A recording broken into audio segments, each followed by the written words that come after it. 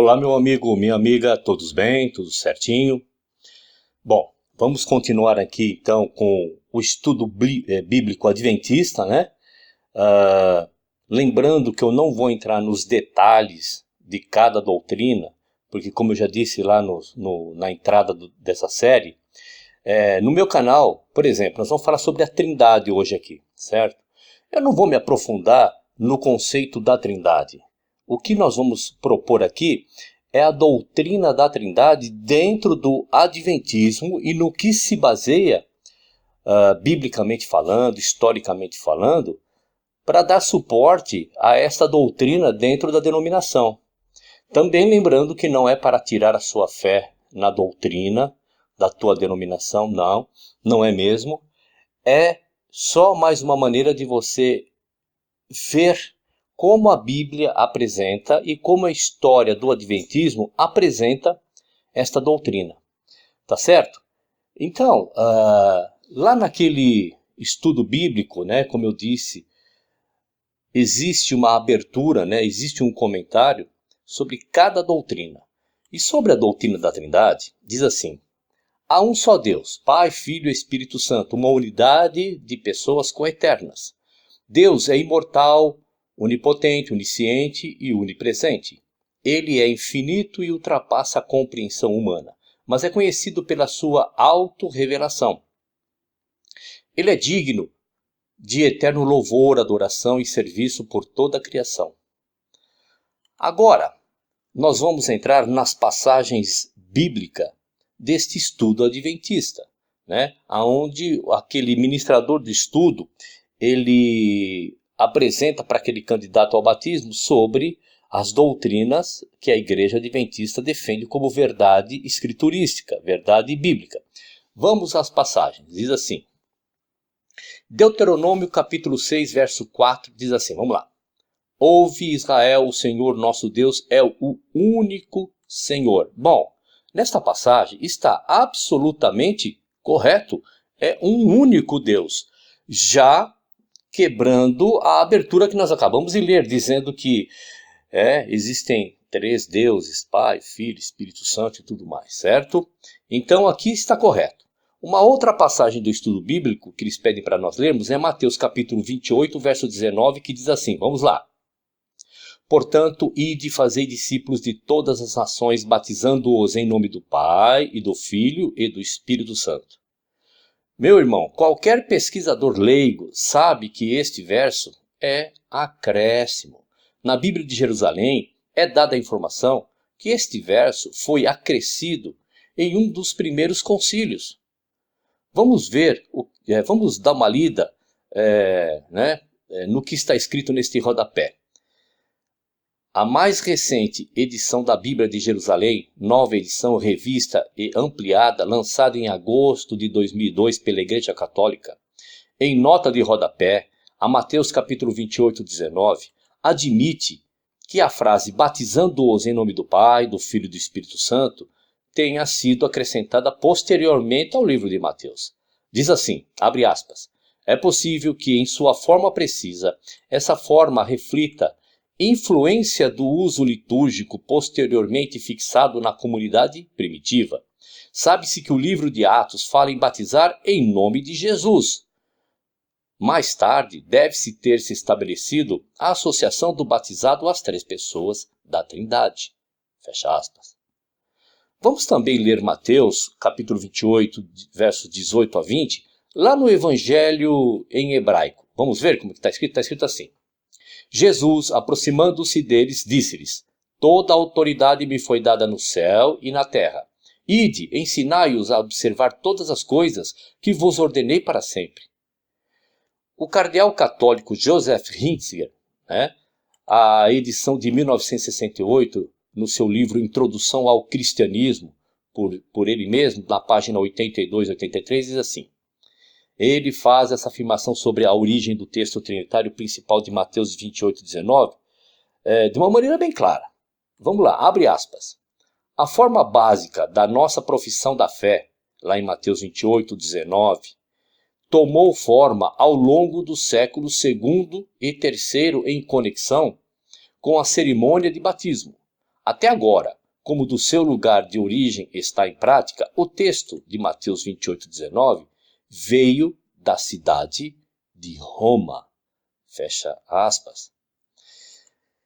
Nesse próximo verso que nós vamos ler, que o estudo bíblico adventista pede, para ser lido, parece brincadeira, pois só pelo fato de, no mesmo verso, estar lá o Pai, o Filho e o Espírito Santo, eles querem dar a garantia da existência de uma trindade. Vamos lá, vamos ler. 2 Coríntios capítulo 13, verso 14, diz assim: A graça do Senhor Jesus Cristo e o amor de Deus e a comunhão do Espírito Santo seja com todos vós. Amém. Veja, então eles pedem para o candidato ler essa passagem dizendo, está vendo? Aqui numa mesma passagem tem o Filho, o Pai e o Espírito Santo, para querer dar o que? Base para uma doutrina trinitariana. Bom, partindo então desta ideia de que só pelo fato de estarem Pai, Filho e Espírito Santo no mesmo verso, então vou apresentar a vocês aqui uma trindade tendo como participantes anjos. Mateus 24, verso 36, diz assim: Mas a respeito daquele dia, hora, ninguém sabe, nem os anjos do céu, nem o Filho, senão somente o Pai. Certo? Se a premissa é, estão os três numa mesma passagem, por isso tem uma trindade, agora nós temos uma trindade com anjos. Mateus capítulo 16, verso 27 também nos traz essa trindade aí. Porque o Filho do Homem há de vir na glória de seu Pai com os seus anjos. Reparou? O Filho, os anjos e o Pai. 1 Timóteo capítulo 5, verso 21, vamos lá. Conjuro-te diante de Deus e de Cristo Jesus e dos anjos eleitos, que observe estas regras sem preconceito, nada fazendo por favoritismo. Mais uma vez, as três pessoas aí, Filho, o Pai e os anjos. Marcos 8:38, diz assim: Porquanto qualquer que entre esta geração adúltera e pecadora se envergonhar de mim e das minhas palavras, também o Filho do Homem se envergonhará dele, quando vier na glória de seu Pai com os santos anjos. Continuando então nesta trilha, que pelo motivo de aparecer Pai, Filho e Espírito Santo no mesmo verso, temos que acreditar na existência de uma trindade, vou apresentar agora a vocês aqui uma trindade dos apóstolos. Marcos capítulo 5, verso 37. Vamos lá. E não permitiu que alguém o seguisse, a não ser Pedro, Tiago e João, irmão de Tiago. Compreende? Então, se é para termos em mente que só porque está no mesmo verso Pai, Filho e Espírito Santo, agora é a prova de uma trindade, agora nós temos uma trindade com os apóstolos. Marcos capítulo 14, verso 33, vamos lá. E tomou consigo a Pedro e a Tiago e a João e começou a ter pavor e angustiar-se. Vamos a mais uma passagem que esse estudo bíblico adventista pede para ler, acreditando que elas dão bases para a existência de uma trindade. Eles pedem para ler Efésios, capítulo 4, versos de 4 a 6, que diz o seguinte, vamos lá. Há um só corpo e um só Espírito, como também fostes chamados, em uma só esperança da vossa vocação. Um só Senhor, uma só fé, um só batismo. Um só Deus e Pai de todos, o qual sobre todos e por todos e em todos vós. A própria passagem se explica, meu irmão. Ela mesmo se auto-explica. Há um só Deus, o Pai. Outra passagem do estudo bíblico adventista que eles pedem para dar base nessa trindade. 1 Pedro capítulo 1, verso 2. Vamos lá. Eleitos segundo a presciência de Deus Pai, em santificação do Espírito, para a obediência e aspersão do sangue de Jesus Cristo. Graça e paz vos sejam multiplicados. Olha, perceba, de novo, eles pedem para ler, uma passagem onde só porque tem lá o Pai, o Filho e o Espírito Santo, tem uma citação ali dos três, tem uma trindade existente, Outra passagem do estudo bíblico adventista que eles pedem para nós lermos é 1 Timóteo capítulo 1, verso 17. Vamos lá. Ora, ao Rei dos séculos, imortal e invisível, ao único Deus sábio, seja honra e glória para todos sempre. Amém. Mais uma vez, a própria passagem se explica. Há um único Deus, Vamos lá, vamos a outra passagem desse estudo bíblico. Apocalipse capítulo 14, verso 7. Dizendo com grande voz, Temei a Deus e dai-lhe glória, porque é vinda a hora do seu juízo, e adorai aquele que fez o céu, e a terra e o mar, e as fontes das águas. Pergunto, que ligação teria esta passagem, que nós acabamos de ler aqui, com a suposta trindade? Vamos ver as declarações dos pioneiros sobre a doutrina da trindade, e percebam que estas declarações têm datas, e vou mostrar para vocês aqui em uma ordem crescente de data, da mais antiga para a mais atual, tá certo? Vamos ver, os pioneiros da Igreja Adventista, eles acreditavam numa trindade? Vamos dar uma olhadinha? Vamos ver lá, veja aí, a tradução do que está escrito. Joseph Bates escreveu com relação à sua conversão em 1827 com respeito à trindade e diz assim: eu concluí ser impossível acreditar que o Senhor Jesus Cristo, o Filho do Pai Todo-Poderoso, são um mesmo ser. Reparou o que o patriarca do Adventismo diz, que é impossível Pai e Filho ser o mesmo ser. Essa coisa da trindade, são 3 em 1, 1 em 3 e tudo mais. James White, de The Star, 24 de janeiro de 1846, também diz alguma coisa. Vamos ver a declaração dele. Diz assim, vamos lá, tradução do que você está vendo aí.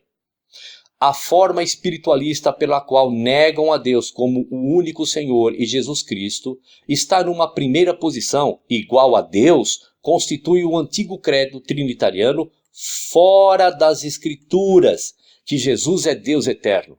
No entanto, não existe passagem das Escrituras que dê suporte a isso. Temos testemunhos bíblicos em abundância que ele é o Filho do Pai. Veja, a negação total e plena de que o Filho seja um Deus. Tá certo?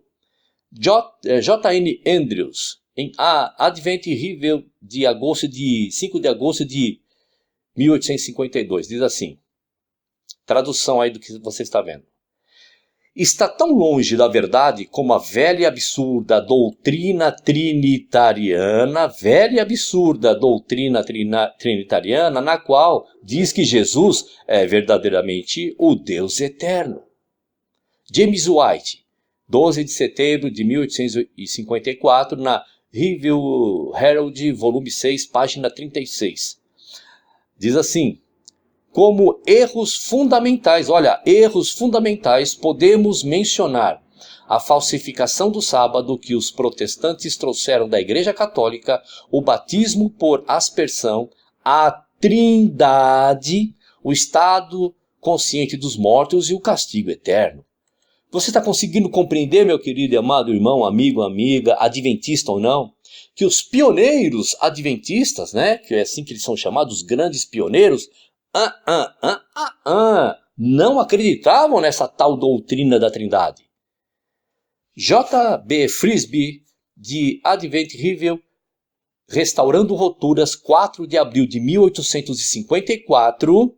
Então veja, 1854, já está bem após o desapontamento de 1844, 10 anos depois. Ele diz assim, vamos lá, a tradução, Razões católicas para guardar o domingo. Primeiro, porque também é chamado, na antiga denominação romana, o dies solis, o dia do sol, o qual era sagrado. 2. Porque é em louvor à Santíssima Virgem Maria. 3. Porque é o dia dedicado pelos apóstolos em louvor à Santa Trindade. Veja a crítica como é forte. 4. Porque Jesus nasceu num domingo. 5. Porque Jesus ressuscitou dos mortos num domingo. J.N. Andrews, ainda em Advent Review, 6 de março de 1855, diz assim a tradução. A doutrina da Trindade foi estabelecida na Igreja pelo Concílio de Nicéia, ou de Nice, 325 Annus Domini. Essa doutrina destrói a personalidade de Deus e seu Filho Jesus Cristo, nosso Senhor. A forma infame como foi imposta à Igreja aparece nas páginas da história eclesiástica, que causa aos que acreditam na doutrina corar de vergonha, doutrina da Trindade. James White, de Advent Review, 11 de dezembro de 1855. Vamos lá, 11 anos depois, diz assim nessa tradução. Mas a fábula pagã e papal da natural imortalidade fez do maior inimigo do homem a morte, a porta para a felicidade eterna, e deixa a ressurreição como uma coisa de pequena significação. É a base do espiritualismo moderno. Aqui nós devemos mencionar a Trindade, que acaba com a personalidade de Deus e de seu Filho Jesus Cristo, e o batismo por aspersão, que em vez de sepultar em Cristo no batismo, em significado da sua morte. Mas nós saímos destas fábulas, veja, doutrina da Trindade ele chama de fábula, né? Para encontrar outra, que é sagrada para quase todos os cristãos católicos e protestantes. Qual fábula? Doutrina da Trindade. James White, The Advent Review, 7 de fevereiro de 1856, também diz, vamos ver a tradução aí. A grande falta da reforma foi que os reformadores pararam de reformar. Se tivessem levado avante, não teriam deixado nenhum vestígio do papado atrás, tal como, vestígio do papado, tal como a natural imortalidade, batismo por aspersão, a Trindade, a guarda do domingo, e a igreja agora estaria livre de erros bíblicos. Esta é uma publicação bem do início da Igreja Adventista, tá? Trata-se de uma sessão de perguntas e respostas, e no final da resposta está a sigla JW, o redator da revista era Uri Smith, tá? E os editores correspondentes eram J.N. Andrews, James White, J.H. Wagner, R.F. Cottrell, Stephen Pearce. Okay? A sede da publicadora era em Battle Creek, lá em Michigan. A pergunta formulada pelo leitor é a seguinte, veja. MH, por que a igreja caiu em muitos erros depois dos dias dos apóstolos? Não é porque ela não andou na luz da palavra? Certamente não é porque a Bíblia ou seus autores mudaram, certo? Veja aí quão interessante são essas perguntas que para fazer você, membro da Igreja Adventista, raciocinar um pouco. D.W. Hull, em Adventist Review, 10 de novembro de 1859, diz assim, olha a tradução. A doutrina bíblica da divindade de Cristo. A inconsistente posição mantida em relação à Trindade, sem dúvida, é a causa de muitos outros erros. Olha, doutrina da Trindade, causa de muitos outros erros. Errôneos pontos de vista da divindade de Cristo levam erros quanto à expiação, vendo a expiação num quadro arbitrário, e todos devem acreditar assim. Os que acreditam que Jesus é Deus eterno levam a conclusão arbitrárias a uma ou duas classes de pessoas. Os que creem na predestinação e universalismo, e os seus correlatos, e o que a doutrina que propomos examinar foi estabelecida pelo Concílio de Nice, 325, e desde esse período as pessoas que não acreditam nela são denunciadas pelos sacerdotes e papas como perigosos heréticos. Isso para tornar anátema os chamados arianos, os que acreditavam na doutrina de Ario. Nós não conseguimos seguir para trás essa doutrina que teve origem no homem do pecado, e nós encontramos esse dogma estabelecido através da força, ao contrário do direito de investigar nas escrituras esse assunto. Aqui encontramos uma pergunta que é frequentemente feita. Você acredita na divindade de Cristo? Inquestionavelmente, a maioria de nós acredita, mas nós não acreditamos como a igreja ME, que ensina que Cristo é verdadeiramente o Deus eterno e ao mesmo tempo homem. Veja que neste relato aqui é dito que aqueles que não acreditavam na doutrina da Trindade eram perseguidos. Certo? Que eles acreditam na divindade de Cristo? Sim, acreditam. Não que ele seja um Deus eterno como Pai, coeterno e tudo mais, coexistente. Ok? J.N. Logborough, Adventist Review, 5 de novembro de 1861. Diz assim a tradução. Esta doutrina da Trindade foi trazida para a igreja no mesmo tempo em que a adoração de imagens e a guarda do domingo, e não é mais do que doutrina dos persas, remodelada. James White, 10 de novembro de 1863. Tradução do que você está vendo aí. Diz assim: a doutrina da Trindade degrada a expiação. O grande equívoco dos trinitarianos ao argumentarem esse assunto parece ser esse. Eles não fazem diferença entre negar a Trindade e negar a divindade de Cristo. Eles só veem os dois extremos em que está a verdade. Tomam cada expressão referente à pré-existência de Cristo como uma prova da Trindade.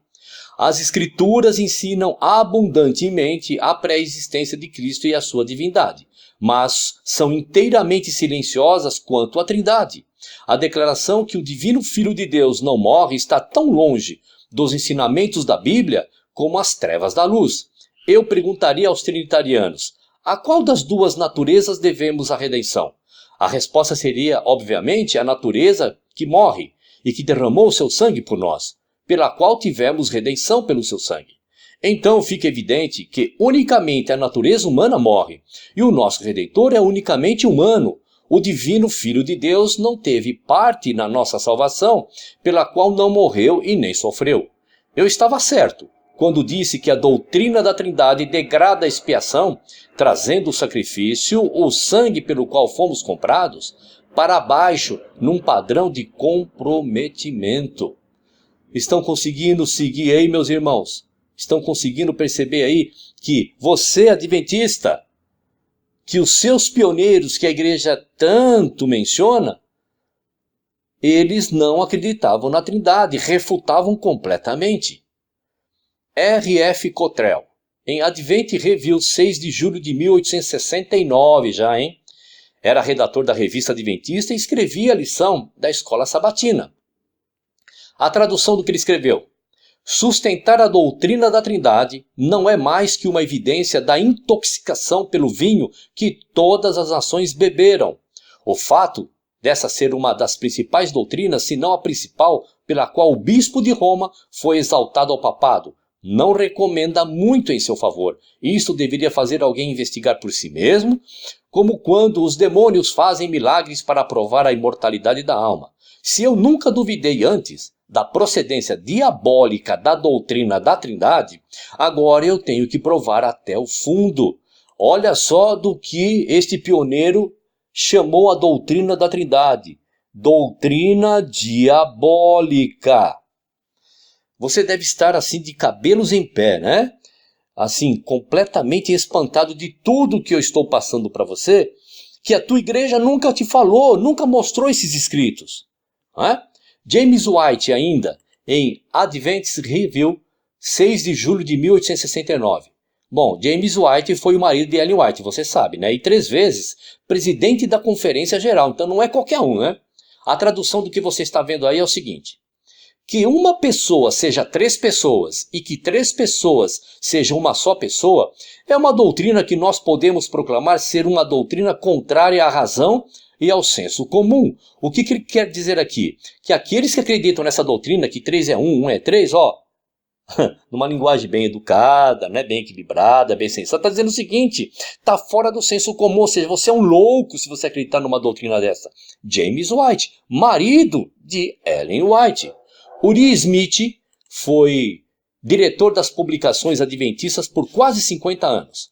Ele diz assim, vamos ver essa tradução aí: mas com respeito ao Espírito, a Bíblia usa expressões que não podem se harmonizar com a ideia que é uma pessoa igual ao Pai e ao Filho. Ao contrário, mostra que é uma divina influência de ambos, o meio pelo qual se fazem representar e pelo qual se manifesta o poder através de todo o universo quando não estão pessoalmente presentes. Veja, meu querido, que até agora, antes dessa última citação, as pessoas estavam simplesmente negando a existência da Trindade, que isso não tem base bíblica. E agora, o que nós acabamos de ler, essa pessoa tem capacidade de discernimento, dizendo que o Espírito do Pai é uma força, é uma influência, é um poder que exerce sobre todos nós. Isso está correto, é exatamente isso. Então veja que esta ideia de que não existe Trindade, que o Espírito Santo do Pai é uma força ativa que é exercida em todos nós, já era conhecida há muito tempo. Porque é assim que a Bíblia explica. A tradução ainda diz assim: Quando o homem vier mover um alfinete do nosso fundamento, o qual Deus estabeleceu pelo seu Santo Espírito, deixe os homens de idade que forem os pioneiros no nosso trabalho falar abertamente, e os que estiverem mortos falem também, reimprimindo os seus artigos das nossas revistas.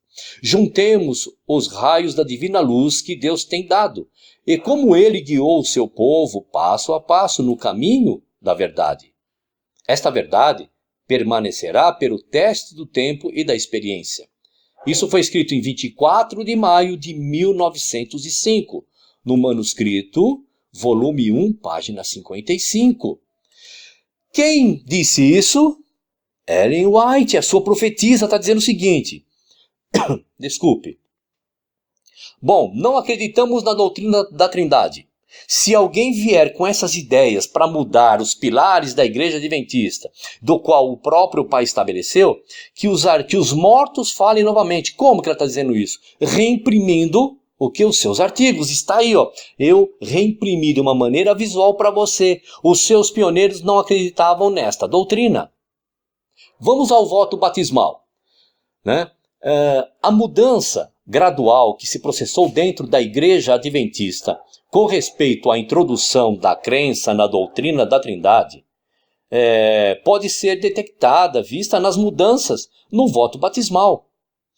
O voto batismal que você está vendo aí está no verso de um certificado de batismo do ano de 1966 que diz assim, veja lá, aqui no item 1 que diz assim, crê em Deus Pai, em seu Filho Jesus Cristo e no Espírito Santo. E no item 4 está escrito assim, lá, veja nas setas vermelhas assim, aqui está aí. Aceita pela fé a justiça de Cristo, reconhecendo-o como seu intercessor no santuário celeste e reclama sua promessa de fortalecê-lo pela habitação do seu Espírito de maneira a receber poder para fazer a sua vontade? Você reparou? Acredita em Deus, o Pai.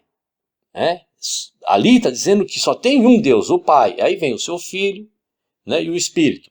Aí diz assim, você acredita em Jesus e que o seu Espírito habita em nós? Agora veja o verso de um certificado de batismo expedido em 1973 no território da então Missão Sul Mato Grossense e perceba que o voto batismal não sofreu nenhuma alteração. Não há qualquer referência a Deus como uma trindade, né? Vamos lá. Até agosto de 1980, como você vê na cópia aí do certificado abaixo, aí do lado, depende de como você estiver vendo aí, o texto do voto batismal também não sofreu alteração e continuou tendo apenas o Pai como Deus Supremo, Jesus Cristo, seu divino Filho, e o nosso Salvador e o Espírito Santo, como o Espírito de Cristo que em nós, o quê? Habita. Certo? Agora veja, no certificado de 1996, a sutil modificação oriunda da oficialização da doutrina da Trindade por parte da Igreja Adventista na Assembleia de Dallas em 1980. Uma vírgula colocada antes da palavra Pai faz com que este, né, seu Filho e o Espírito Santo, agora oficialmente tido como uma terceira pessoa distinta do Filho e do Pai, estejam englobados na expressão Deus. Veja o item 1 do voto batismal aí, datado de 1996. Observe também a modificação que fizeram no item 4, substituindo a expressão seu Espírito por Espírito Santo. E para que não surgissem dúvidas quanto à nova opção doutrinária, incluíram também no mesmo certificado de 1996 as 27 doutrinas fundamentais em que a doutrina da Trindade é imposta de uma maneira dogmática como verdade sem qualquer alusão à Bíblia. Diz assim, a denominação adventista agora explicita a doutrina da Trindade na pergunta número 1 do voto batismal. Este é o padrão assumido aqui no Brasil e por toda a Igreja Adventista do Sétimo Dia ao redor do mundo. E diz assim, vamos lá, acompanhe aí. Você crê, como ensinam as Escrituras, que o Pai, o Filho e o Espírito Santo se constituem um só Deus, denominado a Trindade? Os hinos da Igreja Adventista do Sétimo Dia. Porém, para que pudesse ser utilizado pela Igreja Adventista do Sétimo Dia, que ainda no começo do século, lá em 1909, 6 anos antes da morte de Ellen White, não cria na Trindade, a letra do hino teve que ser modificada. Tanto que nessa edição de 1909 do hinário Christi in Sang, na edição de 1941 de Church Hymnal, a versão adventista dizia o seguinte, tradução, Deus sobre tudo que reina sobre a eternidade. Assim, o hino 73 refletia a posição não trinitariana da igreja naquela época.